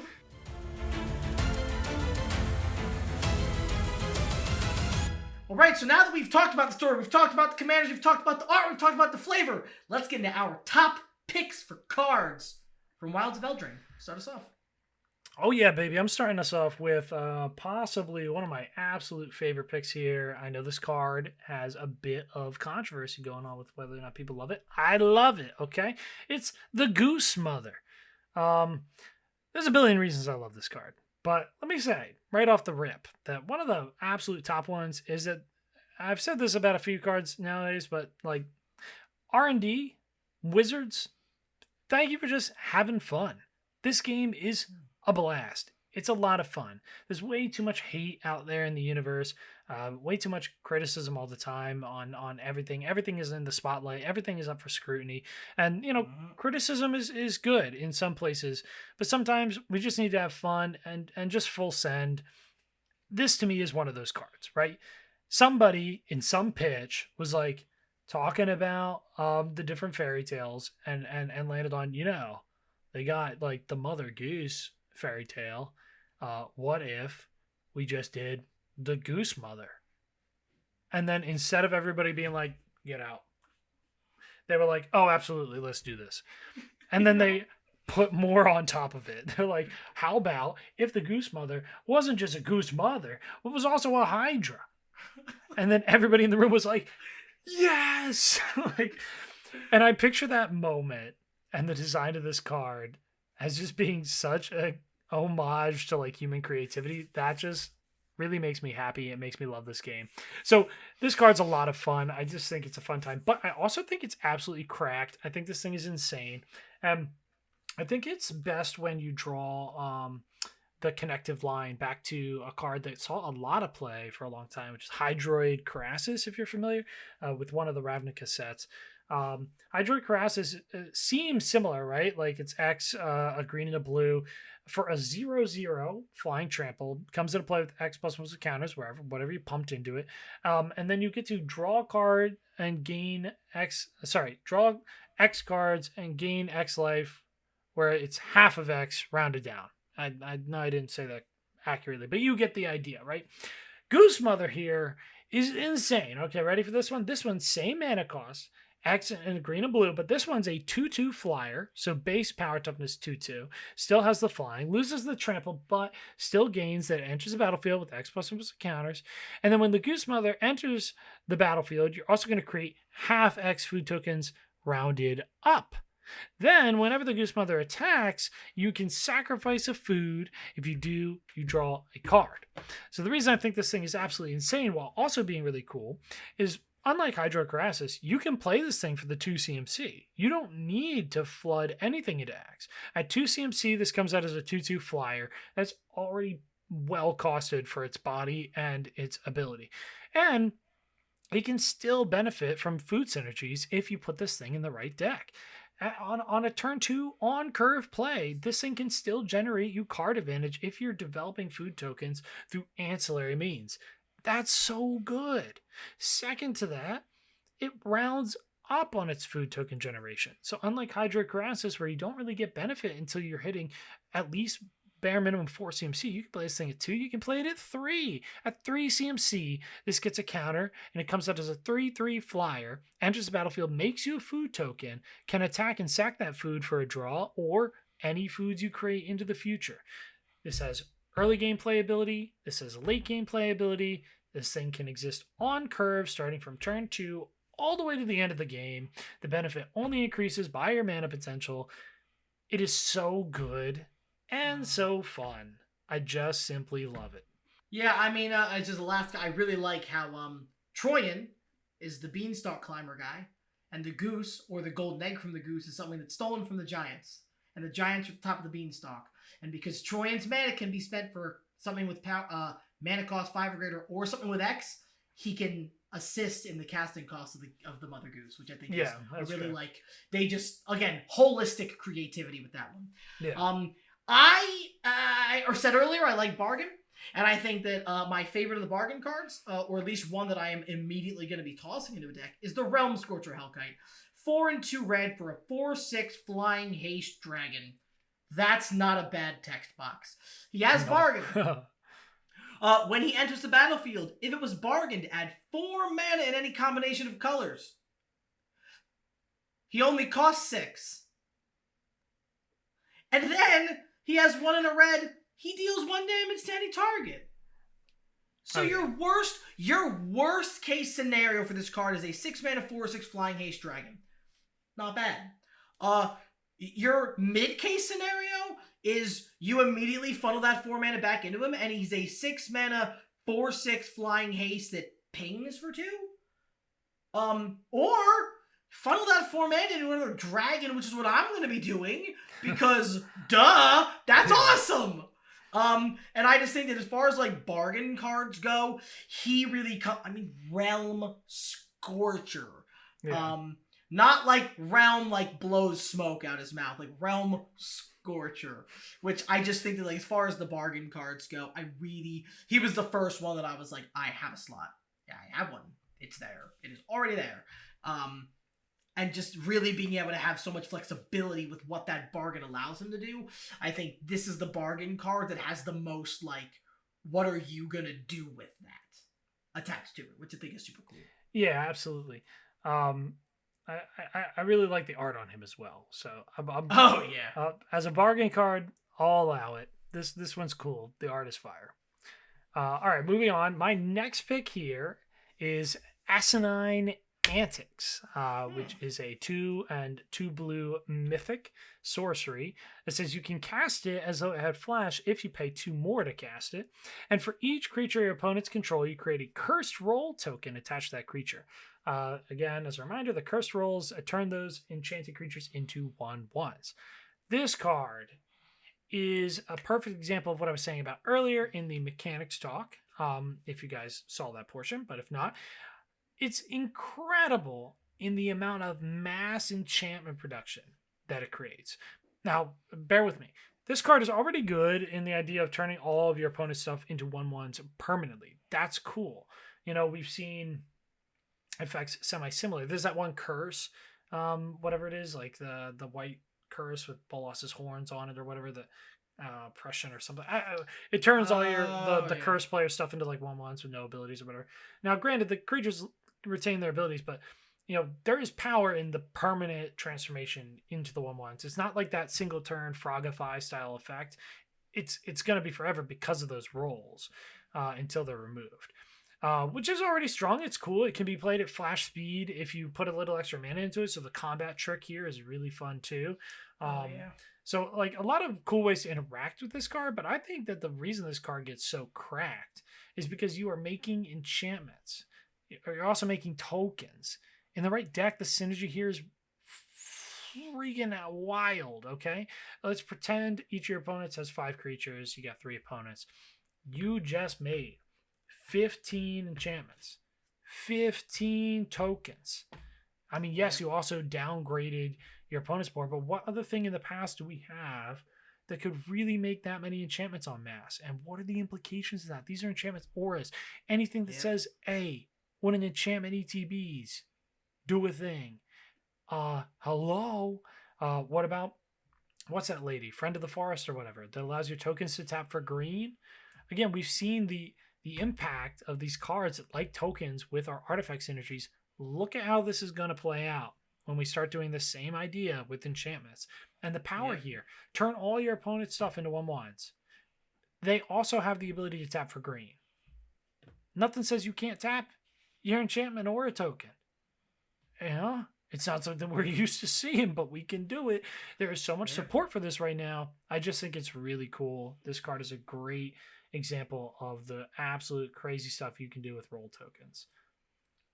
Yeah, that is like number 1 on my list of cards I'm not excited to see in at least one of your decks. I'm running it in a lot of the decks.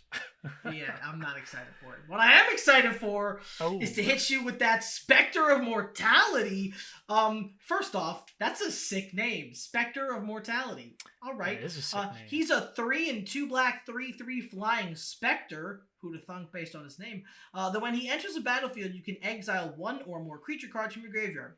When you do, each other creature gets -X/-X till end of turn, where X is the number of card exiled this way. I think this is a really cool, like, crackback card. Like, one-sided board wipes are plentiful. We have destroy all of the non-artifacts, destroy all of the unenchanted, destroy everything without a token. Well, destroy all my stuff if you want. I'm going to crack back with a Spectre of Mortality immediately and just wipe everything that didn't get wiped already. And it's -X/-X. So, indestructible, I don't care. I don't care. It's gone. Dead. What would be even funnier is if in a Dimir deck, step 1, play Asinine Antics.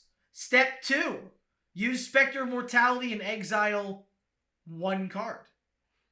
That is actually pretty fire. I didn't even. That is extremely rude. It's not fire. It's like burning. That's the Realm Scorched. It's not just fire. It's a Realm Scorched. That's really messed up. Yeah, you're right. But yeah, I just think that the flexibility of that card, like, oh, my stuff is big and all your stuff isn't. Oh man, I'm just gonna do a weird gaze of granite type effect and blow up all your stuff, not mine. I think that's just really neat. Yeah, that card's definitely cool. All right, for my next pick here, I'm coming in with Rowdy Research. This one might not necessarily be so expected, as I believe it is only in the Jumpstart product for this set. However, I think this card is crazy in the right spot. This is an instant, uncommon, 6 and a single blue. And it has that this spell costs 1 less to cast for each creature that attacked this turn. And then you get to draw 3 cards. Anything that draws 3 cards can have the potential to be pretty slapping. Now, this thing at instant speed with the potential for cost reduction, at best, you guys are looking at an Ancestral Recall in the right deck. We've seen things like this before, Visions of Beyond or so on and so forth, cards like that, mimic the old Ancestral Recall, but they have some kind of restriction here. Don't let the 7-cost CMC fool you. This is very similar to those situations. I love the idea of this as an instant speed response to something else going on in the game. You see a guy getting ready to swing out with his massive board. If this is something common in your play group, people that go wide, all of a sudden with Rowdy Research, you have the ability to wait for them to swing in, maybe even at somebody else with 6 dudes. You just Ancestral Recalled yourself at instant speed. But even with less cost reduction, this card is still really good. I think this is kind of a sleeper. If you got 3 creatures attacking, whether they're yours, another opponent, and that is not hard to pull off in Commander. This thing goes down to costing 4 CMC, which is 4 mana to draw 3 at instant speed. That's better than a Harmonize, better than an Ambition's Cost, so on and so forth. If you have 4 dudes attacking 3 CMC to draw 3, that's really, really good. Every single time. Yeah, right? I just think this card is really utilitous. I think there's a lot of decks that could take advantage of it, especially if anybody's tooling around with, new kind of fairy decks that are going to make a bunch of evasive flyers. I think it's very realistic for you to be going to face with, upwards of 6 dudes. Do you want to draw 3 cards for 1 mana? I do. Yeah. All right, so another card that I'm not sure as many other people are going to be talking about, but I think this card is like the pinnacle of let's do something cool, let's do something useful, let's do something that can propagate other synergies, and let's make the 3 Billy Goats Gruff into a green creature. It's 3 and 3 green for a 3/3 trample. When Gruff Triplets enters the battlefield, if it isn't a token, create 2 copies that are copies of it. Just right off the bat, I like that it's hard to abuse that. Because if you're making copies of it, they can't copy the copies, so it's really hard to use this in like an abusive way. And then when the Gruff Triplets dies, put a number of +1/+1 counters equal to its power on each creature you control named Gruff Triplets. So 6 mana for 3 3/3s with trample turns into 6 mana for 2 6/6s with trample, turns into 6 mana for 1 9/9 with trample. Progressively. As much as that's like super neat, I also just really like its relation to the fairy tale. the gruffs come one at a time, and each one after is stronger than the other one. So there's 3 of them, and you progressively have to fight a stronger dude, which is what happens if you kill these creatures one at a time. I just think that was like a very like, let's make a card. It's good, it's flavorful, it's hard to break. If you found a way to break it, let me know and I'll go be sad about it. But otherwise, I think it was a really neat card they made. The only thing for me here is I just kind of wish it was a goat. Like if it was a goat warrior, that would please me. Yeah, I mean, all of the hobbits are halfling creature types. I know, it would make me laugh because, goats, bro. Mm-hmm. All right, moving on. We got one with quite a bit to say, but we're going to try to keep it brief. My next pick here is Court of Vantress. I'm sure you all saw, but they redid the court cycle, and this time, I think they did it a bit more right. Now, a bit? Yeah, I mean, the original courts, don't get me wrong, they had their homes, they had their usage, and they were fun cards, right? But these courts, I think, really take the initial treatment of courts and make it a lot more relevant, a lot more accessible for certain strategies. The abilities do actually actionable, sensible, easier to achieve benefits, and their like low mode is also, I think, a lot better than it might have been in the past. So Court of Vantress here is 2 and 2 blue for an enchantment. Enters the battlefield, you become the monarch. At the beginning of your upkeep, you choose up to 1 other target enchantment or artifact. If you are the monarch, you create a token that's a copy of it. If you're not the monarch, you may have Court of Vantress become a copy of it, except it has this ability. So I really like Court of Vantress. The reason I'm picking this one is because if you guys haven't seen our Duel of the Doublers episode, I do feature my kind of wackadoo, exponential growth, upkeep, typal nonsense deck, which I definitely plan to put this in there for the sake of trying to copy some of my high power enchantments in that deck. I mean, Paradox Haze, hello. Even if this were to become a copy of it, pretty strong. Creating additional copies of it, very, very good. And with 2 triggers on the stack, pretty awesome. So, the other portion of this, again, I wanted to talk about is that like the low end of this card, I still feel like is really good. Some of the other ones might even be better, but the low end of this card is like a 1 more CMC, mirror, whatever the enchantment is. Oh man, well, you guys know what I'm talking about. It's the 3 CMC enchantment that copies another enchantment on the battlefield. So for 1 more CMC, this thing effectively becomes that, except it's going to re-trigger each upkeep. So you do have the ability to change which enchantment it is targeting as the game progresses, and you might play something with a little bit more game-ending potential. So 1 more CMC, but it does have a theoretical benefit, so it's not even like it's that much worse off.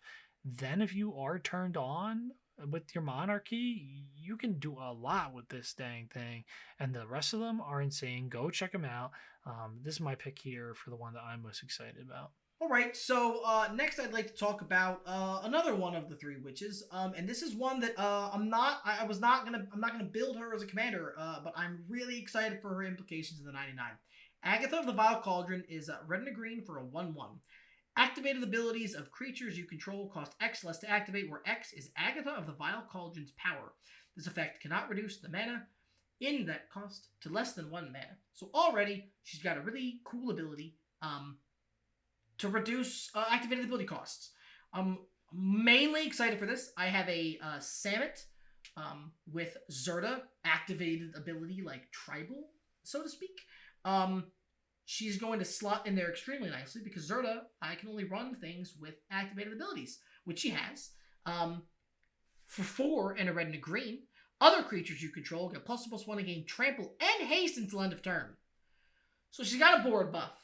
She fits into this cool deck. And cost reduction, I don't know about you guys, but the cost reduction card I see more often than anything else is Training Grounds. Training Grounds is blue. So this gives the Gruul colors a little bit of a let's reduce activated ability costs in another set of colors, another set of decks, which I think is going to be really neat. I think there are other decks that probably would even abuse her even more, something that can buff her power a little bit. That deck only has some of it, but I just really like the implications of what she can do as just a card in a deck, and I was thrilled because I already had a place to put her. Yeah, I think she's super fun, and at 2 CMC, I really think that she fits a nice spot on the curve. I definitely could have seen this being like accidentally put as 3 CMC, just slapping a generic mana on there. And that would have made me like it a lot less. So I think it was a good decision to keep it at the red and green pip, which makes it a lot of fun. Next up here, I am submitting Feral Encounter as another pick for me. Now, this is a weird one, maybe, as a pick for a top pick. I like this for a bunch of reasons. One, it is another in that group of the 2 CMC bite style cards, which is like the one-sided fight. But let's get into it. It's going to be 2 green pips to look at the top 5 cards of your library. You may exile a creature card from among them, put the rest on the bottom of your library in a random order. You may cast the exiled card this turn. At the beginning of the next combat phase this turn, a target creature you control deals damage equal to its power to up to 1 target creature you don't control. So I really like this card for a couple of reasons. One, I like the fact that it has that delayed effect there, so it does allow you to potentially use the creature you're choosing as the target for your bite ability, if you can get it out there before the combat. But what I also like about this is something that I think I've seen, and I mentioned again with the adventures earlier, if you guys were here for the full episode, but it's the idea of kind of that unintentional cast from exile that we see on a lot of cards nowadays. In Feral Encounter, it's worth noting that the creature you get from your look through the top 5 is going to get exiled, and then allows you to cast it from exile for the duration of the turn. So you get all of these theoretical cast from exile benefits if you're running a build that can take advantage of things like that. I am in the process of building a Rocco Street Chef build, which I'm very excited to take at a 4-player game table. And in that situation, sometimes it's a lot more beneficial to me to focus on cards that are going to have this auxiliary benefit of casting things from exile. So I really like Feral Encounter. In the right situation, it's a 2-mana bite spell that is also going to draw you a card, theoretically, at least for that turn, kind of impulse draw style. But if you can hit the right thing and also cast a spell at exile in the right shell, this card is removal with a lot of extra benefits. And who doesn't like removal with benefits? So definitely niche, needs the right home. But I think Feral Encounter is a little bit of, swept under the radar choice pick for some decks. So, take a look, see if your slew of decks has a home for this guy. And then the last card we really wanted to take a special highlight for in our top picks here, it's a title card. It's in Wilds of Eldraine. It's the Throne of Eldraine, the empty Throne of Eldraine. It's a 5-mana legendary artifact that says, "As Throne of Eldraine enters the battlefield, choose color." Love that. Tap, add 4. Let me read that again. Add 4 mana of the chosen color. Can tap right away. Okay, add 4. Spend this mana only to cast monocolored spells. Oh no, that's a huge disadvantage. It's not. And then tap 3 and tap it to draw 2 cards and spend only mana of the chosen color to activate its ability. So, am I running this in my Legendary Cards Matter deck? No. Am I running this in my 4-color, 3-color deck? No. But is this worth putting in almost any monocolored deck in my collection? It's got immediate benefit. 5 mana. You tap it for 4. It refunds almost all of its cost immediately. And it also can draw 2 cards for 3 mana. Come on. Yeah, this thing is nuts. I mean, you know how I feel about cards like these. I talked briefly about in episodes in the past. Leyline. What was it? Leyline Immersion. Leyline Immersion. Yeah, Leyline Immersion. I still, by the way, think is an entirely way too underplayed card. Agreed.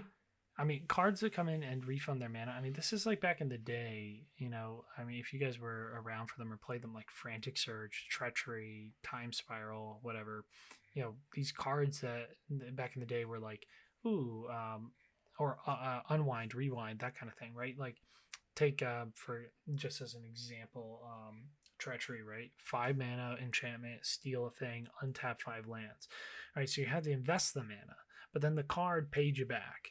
Right, and so it basically ended up being like free magic on a delay. I feel like these cards like Leyline Immersion, Throne of Eldraine almost function relatively similarly. I mean, Throne of Eldraine comes in, like you said, it refunds you that 4 mana. You're paying 1 mana for this bad boy over the grand scheme of things. I can't imagine many monocolored decks that don't want this thing. I mean, again, they just in the Warhammer thing, they printed the Scepter of Eternal Glory. And that taps for 3. And you have to have a certain number of lands of that color for it to work. And that card, people went nuts over that card. Yeah, I mean, that card is still really good, but like this is almost better. Well, it is better in my opinion. Yeah. It comes with card advantage on it. Like worst case scenario, you can be using this thing to draw 2 cards a turn for 3 mana. It's got a repeatable divination. I mean, I just think that this card is incredible. Obviously, you know, it's the buzz is out there, so you guys know. But this is our last pick here. This thing is nuts. Speaking of that, we wanted to just real quick shout out a couple honorable mentions, things that we didn't want to spend a lot of time on because the hype is real and you guys have probably seen these cards all over the place. But of course, we would be remiss to not at least say that yes, obviously, we got some absolute bangers in the form of Moonshaker Cavalry. Obviously, you guys have heard about this. I think this is one of the first cards spoiled for the set, but it's the white Crater Hoof Behemoth, as everybody's calling it. This thing is insane. You know, it's the 5 mana, 3 white pip, 6/6 flyer, ETBs. It gives all of your creatures flying and +X for X is the number of creatures you control. This is obviously a game ender in white. You're probably going to see this in, I don't know, almost every white, mono white, maybe 2-color white deck that you come up against. This thing is crazy. You're going to see a lot of it. It goes without saying. Oh, yeah. And then, of course, you know, as more main characters of the set, Rowan, Scion of War, and Will, the Scion of Peace. I mean, I've been even thinking about building one of them, but tap in to reduce all your spell costs based on life you've lost this turn, or based on life you've gained this turn. I mean, especially with both of them being in those respective colors of black-red for Rowan and white-blue for Will. You've seen it. Those cards, they're gonna go off. You're gonna storm. You're gonna gain what? Oh man, I gained 5 whole life, and now all my cards cost 5 less. Oh no, I paid. I mean, don't even get me started on Rowan. Something like Sign in Blood, 2 mana, draw 2 cards, lose 2 life, make all your spells cost 2 less for the whole rest of the turn. That's nonsensical. So again, don't want to spend too much time, but we've seen these cards. We've looked about these cards. We've been thinking about these cards, and we know you guys have too. Yeah, I mean. And of course, like, it just has to be said, Rowan's Sign of War can be crack-a-lacka. Like, this lady is CDH. I mean, I'm sure there are types of builds you can do to tool her down, and, you know, maybe we'll see some of those in the future. But, I mean, any open-ended pay life effect into Exsanguinate with this on the field seems pretty nuts, right? I mean, imagine paying 39 life, tapping this girl to X cost reduce your Exsanguinate, and then draining the board for 39 and gaining that much life back. What the heck is that all about?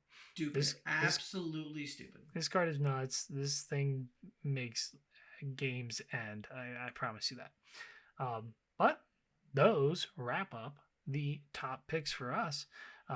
What are your top picks? And this could be anything. Cards that you're excited about, cards that you think are going to be the most impactful, most powerful, most fun, so on and so forth. You know, there's a whole slew of reasons to love Magic. There's a whole slew of reasons to love these cards. What did you guys think? Let us know in the comments below.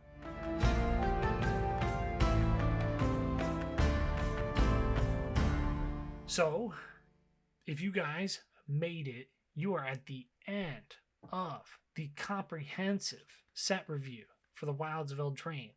This video way longer than we anticipated, but there was a lot to talk about.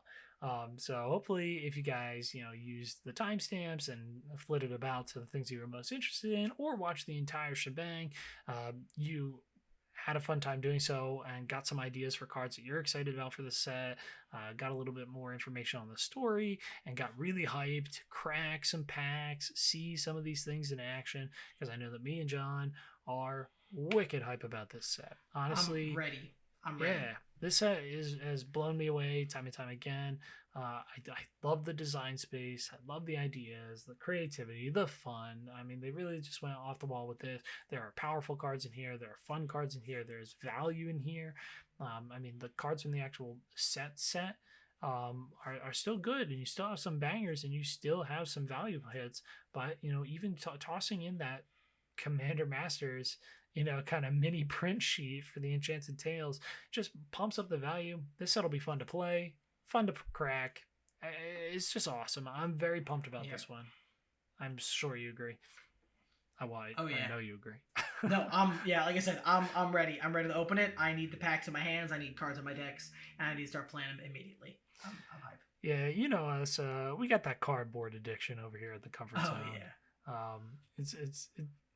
It's the hardest one to quit, which we don't need to, and we won't. How about that? But anyway, you guys definitely need to come hang out with us in our next collector booster box battle, because we are going to be opening 2 of these bad boys for the Wilds of Eldraine and releasing our box opening video. What is it? This upcoming Saturday now, right? Yeah, dang. Oh my word! Man, yeah, that's soon. Oh my word! Yeah, so keep a lookout this upcoming Saturday, so you can see what's in these boxes and how exciting it is to rip this stuff. Hopefully, we pull something that's really awesome. And like we mentioned throughout the show, obviously, we're also going to be featuring a couple decks in the future that are helmed by some commanders out of this set, so keep a lookout for that as well. And then, as always, if you don't want to miss that stuff, if you want to be around and you want to support the channel, take the 5 seconds, hit all the little buttons for us, subscribe, notifications, leave a like, a comment, so on and so forth. It goes a long way for the growth of the channel, and we want to get more people into the comfy zone so we can start building a community, because at the end of the day, we're looking to grow, we're looking to get some spell table games with you guys, we're looking to launch more of these special projects. The more support we have from our community, the more opportunity we have to put time, energy, effort, research and development into the channel for you guys and make it something that's really fun for you. So thanks for hanging out with us and looking at the set, Wilds of Eldraine. And you know how it goes. We'll see you guys in the multiverse.